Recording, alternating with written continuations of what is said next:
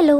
അപ്പോൾ SGOയിൽ ഇപ്പോൾ തേർഡ് സെമസ്റ്ററിൻ്റെ എക്സാംസാണ് നടന്നുകൊണ്ടിരിക്കുന്നത്. ഈ 24-ാം തീയതി സെക്കൻഡ് സെമസ്റ്ററിൻ്റെ എക്സാം സ്റ്റാർട്ട് ചെയ്യുമെന്നാണ് ഞാൻ അറിഞ്ഞിട്ടുള്ളത്. അപ്പോൾ എൻ്റെ ഒരു എക്സാമിൻ്റെ എക്സ്പീരിയൻസ് നിങ്ങളായിട്ട് ഷെയർ ചെയ്യാനാണ് ഈ വീഡിയോ ചെയ്യുന്നത്.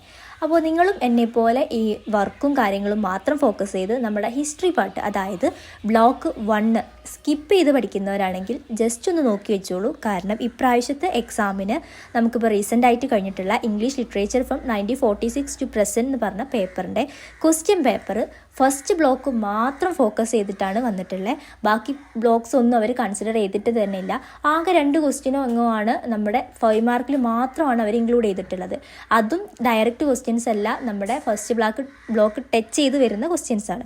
അപ്പോൾ നിങ്ങൾ നമ്മുടെ വർക്ക് മാത്രം ഫോക്കസ് ചെയ്യാതെ എല്ലാ ഭാഗവും ഒരുപോലെ ഇമ്പോർട്ടൻസ് കൊടുത്ത് പഠിച്ച് എഴുതാൻ നോക്കുക. അല്ലെങ്കിൽ ഇതുപോലെ ഹിസ്റ്ററിയൊക്കെ എഴുതി വന്ന ഒരു ഫീലിൽ ആകെ കിളി പോയ അവസ്ഥയിൽ ഇരിക്കേണ്ടി വരും. എനിക്കിപ്പോൾ ടോട്ടലായിട്ടൊരു കിളി പോയ അവസ്ഥയാണ്. കാരണം ഇതുവരെ ഇങ്ങനത്തെ ഒരു എക്സ്പീരിയൻസ് ഉണ്ടായിട്ടേ ഇല്ല. നമുക്ക് ഓർ ക്വസ്റ്റ്യൻ ഉണ്ടെങ്കിലും നമുക്ക് വന്നിട്ടുള്ളത് എല്ലാതും ഓർ ക്വസ്റ്റ്യൻ വരെ നമുക്ക് ഫസ്റ്റ് പാർട്ട് മാത്രമാണ് അവർ ഫോക്കസ് ചെയ്തിട്ടുള്ളത്. അപ്പോൾ എന്തായാലും നമ്മുടെ എല്ലാ ബ്ലോക്സും തിയറി വരെ നിങ്ങൾ എന്തായാലും നല്ലപോലെ പഠിച്ച് എക്സാം എഴുതാൻ പോവുക. നിങ്ങൾക്ക് 24-ാം തീയതിയാണ് എക്സാം സ്റ്റാർട്ട് ചെയ്യുന്നതെന്ന് അറിഞ്ഞതുകൊണ്ടാണ് ഞാനിങ്ങനെ ഒരു വീഡിയോ ആയിട്ട് ഇപ്പോൾ വന്നിട്ടുള്ളത്. അപ്പോൾ എന്തായാലും എല്ലാവരും നല്ലപോലെ പഠിച്ച് എക്സാമൊക്കെ എഴുതുക. താങ്ക്